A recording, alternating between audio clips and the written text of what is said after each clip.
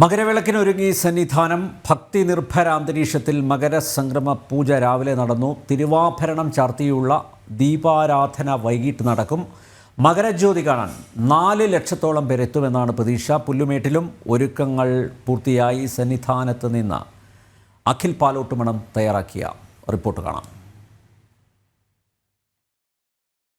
ശബരിമല സന്നിധാനം ഭക്തിയുടെ പരകോടിയിലേക്ക് എത്തി നിൽക്കുകയാണ്. ഇനി അല്പസമയം കൂടിയാണ്, ഇനി മണിക്കൂറുകൾ മാത്രമാണ് ബാക്കിയുള്ളത്.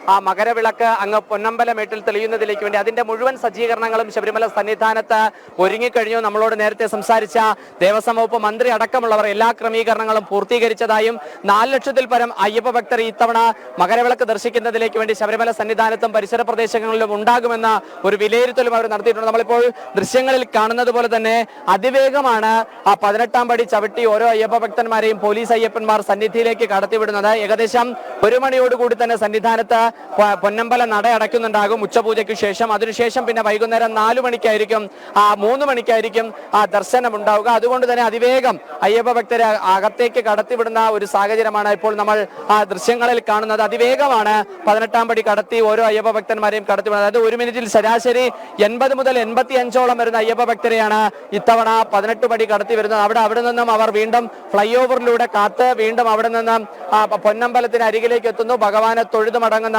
കാഴ്ചയാണ് കാണുന്നത്. നമ്മൾ ഇപ്പോൾ കാണുന്നത് പോലെ ദൃശ്യങ്ങൾ നമ്മൾ പരിശോധിച്ച് നോക്കിയാൽ ഇത്തവണ ശബരിമല സന്നിധാനത്ത് ഏറ്റവും വലിയ പ്രത്യേകത എന്ന് പറയുന്നത് ഈ മകരവിളക്കിനോടനുബന്ധിച്ച് ക്ഷേത്രത്തിന്റെ അലങ്കാരമാണ്.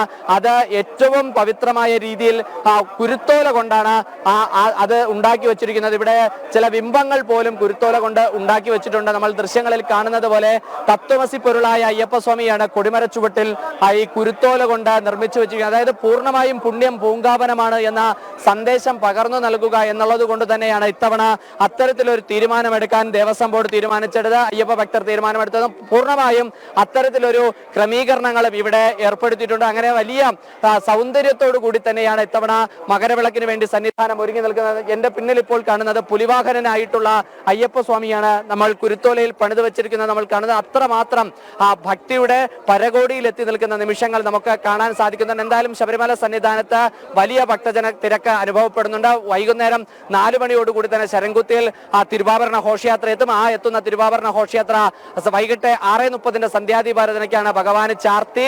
ആ സന്ധ്യാദീപാരാധനയോടുകൂടിയാണ് മകരവിളക്കിന്റെ ഏറ്റവും അവസാനത്തെ ഘട്ടങ്ങളിൽ പോകുന്നത്. ഇന്ന് രാവിലെ 8:45 മകരസംക്രാന്തി പൂജ സന്നിധാനത്ത് ഉണ്ടായിരുന്നത്. എന്തായാലും ശബരിമല സന്നിധാനം ഭക്തിയുടെ ഏറ്റവും പവിത്രമായ നിമിഷങ്ങളിലൂടെയാണ് ഇപ്പോൾ കടന്നു പോകുന്നത്.